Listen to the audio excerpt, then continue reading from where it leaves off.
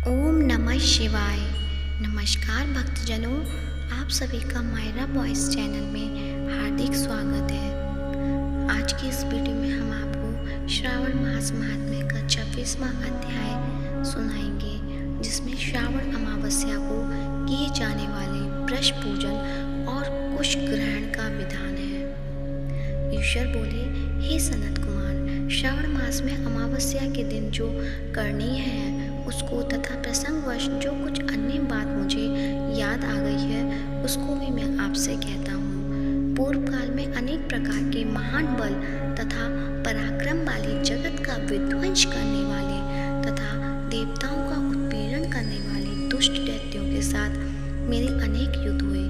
मैंने शुभ वृषभ अर्थात नंदी पर आरूढ़ होकर संग्राम किए, किंतु महाशक्तिशाली तथा महापराक्रमी उस वृषभ ने मुझको नहीं छोड़ा। अंधकासुर के साथ युद्ध में तो नंदी का शरीर विदीर्ण हो गया था, उसकी त्वचा कट गई, शरीर से रक्त बहने लगा और उसके प्राण मात्र बचे रह गए थे। फिर भी वह, जब तक मैंने उस दुष्ट का संहार नहीं किया तब तक वह नंदी धैर्य धारण कर मेरा वाहन करता रहा। उसकी इस दशा को मैंने जान लिया था। उसके बाद उस अंधक का वध करके मैंने प्रसन्न होकर नंदी से कहा, हे सुब्रत, मैं तुम्हारे इस कृत्य से प्रसन्न हूँ। वर मांगो, तुम्हारे घाव ठीक हो जाए, तुम बलवान हो जाओ और तुम्हारा पराक्रम तथा रूप पहले से भी बढ़ जाए। इसके अतिरिक्त तुम जो जो वर मांगोगे उसे मैं तुम्हें अवश्य दूंगा। नंदी केश्वर बोले, हे देवदेव, हे महेश्वर, मेरी याचना नहीं है। आप मुझ पर प्रसन्न हैं तो फिर इससे बढ़कर क्या वैभव हो सकता है। तथापि हे भगवान, लोकोपकार के लिए मैंने मांग रहा हूँ। हे शिव, आज श्रावण मास की अमावस्या है जिसमें आप मुझ पर प्रसन्न हुए हैं। इस तिथि में गायों सहित उत्तम मिट्टी से निर्मित वृषभों की पूजा करनी चाहिए। आज अमावस्या के दिन जन्म लेना कामधेनु तुल्य होता है। अतः इस तिथि में वर प्रदान करें और यह अमावस्या वांछित फल देने वाली हो। आज के दिन भक्ति पूर्वक प्रत्यक्ष वृषभों तथा गायों की पूजा करनी चाहिए। गोरु आदि धातु से प्रयत्न पूर्वक उन्हें भूषित करना चाहिए। उनकी सींगों पर सोना, चांदी आदि के पत्थर, मणि और रेशम के बड़े बड़े गुच्छों को भी सींगों पर बांधें।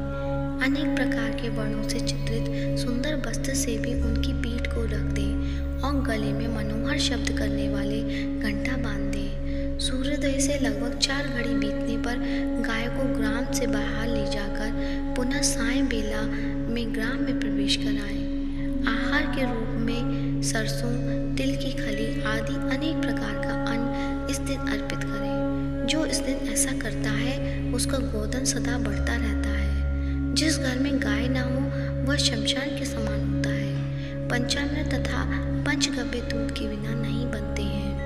गोबर से लेप किए बिना घर पवित्र नहीं होता। हे सुरोत्तम, जहाँ गोमूत्र से छिड़काव नहीं होता वहाँ चींटी आदि जंतुओं का उपद्रव विद्यमान रहता है। हे महादेव, दूध के बिना भोजन का रस ही क्या है। हे प्रभु, यदि आप मेरे ऊपर प्रसन्न हैं तो इन वरों को तथा अन्य वरों को भी मुझे प्रदान कीजिए। हे सनत कुमार, तब नंदी जी का यह वचन सुनकर मैं बहुत प्रसन्न हुआ। मैंने कहा, हे वृषश्रेष्ठ, जो तुमने मांगा है सब हो जाए। हे नंदिन, इस दिन का जो अन्य नाम है उसे भी सुनो। जो वृषभ किसी के द्वारा कहीं भी किसी कार्य में प्रयुक्त नहीं किया जाता और तृण खाता हुआ तथा जल पीता हुआ, जो शांति पूर्वक विचरण करता है तथा महान वीर व बलशाली होता है, उसे पोल कहा जाता है। अतः हे नंदिन, उसी के नाम से यह दिन पोला नाम वाला होगा। इस दिन अपने इष्ट बंधुओं के साथ महान उत्सव करना चाहिए। हे वत्स, मैंने उस दिन से ये श्रेष्ठ वर प्रदान किए थे। अतः लोगों के द्वारा इस श्रेष्ठ दिन को पोला नाम वाला कहा गया है। इस दिन सभी कामनाओं को पूर्ण करने वाला वृषभों का महान उत्सव करना चाहिए। इसके साथ ही अब मैं इसी तिथि में किए जाने वाले कुश ग्रहण का वर्णन करूंगा। श्रावण मास की अमावस्या के दिन पवित्र होकर कुशों को उखाड़ लाएं और वे कुश सदा ताजे होते हैं, उन्हें बार बार प्रयोग में लाना चाहिए। कुश, काश या दुर्वा, उशीर, कदुकक, गेहूँ, ब्रीही, मूंज और बल्लभ ये 10 दर्भ होते हैं। ब्रह्मा जी के साथ उत्पन्न होने वाले तथा ब्रह्मा जी की इच्छा से प्रकट होने वाले हे दर्भ, मेरे सभी पापों का नाश कीजिए और कल्याणकारक होइए। इस मंत्र का उच्चारण करने के साथ ईशान दिशा में मुख करके हुम फट मंत्र के द्वारा एक ही बार में कुश को उखाड़ लें, जिसके अग्रभाग टूटे हुए ना हो तथा शुष्क ना हो। वे हरित वर्ष के कुश श्राद्ध कर्म के योग्य कहे गए हैं और जड़ रहित कुश देव कार्यों तथा जप आदि में प्रयोग के योग्य होते हैं। 7 पत्तों वाले कुश देव कार्य तथा पितृ कार्य के लिए श्रेष्ठ होते हैं। मूल रहित तथा गर्भयुक्त अग्रभाग वाले तथा 10 अंगुल प्रमाण वाले 2 गर्भ पवित्रक के लिए उपयुक्त होते हैं। ब्राह्मण के लिए 4 कुश पत्रों का पवित्रक बताया गया है और अन्य वर्णों के लिए क्रमशः 3, 2 और 1 दर्भ का पवित्रक कहा गया है, अथवा सभी वर्णों के लिए 2 दर्भों का ग्रंथि युक्त पवित्रक होता है। यह पवित्रक धारण करने के लिए होता है, इसे मैंने आपको बता दिया है।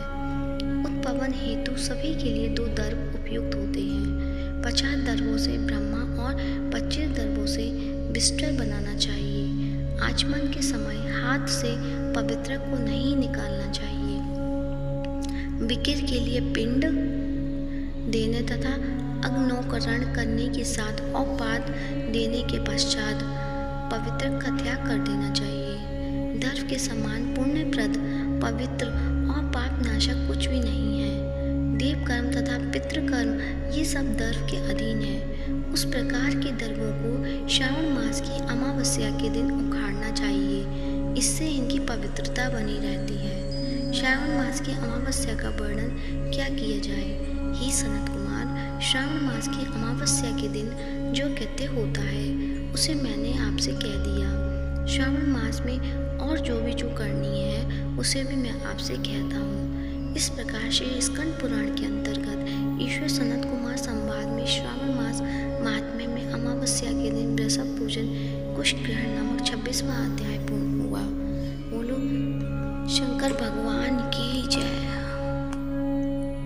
भक्तजनों, अध्याय श्रवण करने के बाद आशा करती हूँ आप सभी कमेंट बॉक्स में हर हर महादेव या ओम नमः शिवाय अवश्य लिखेंगे।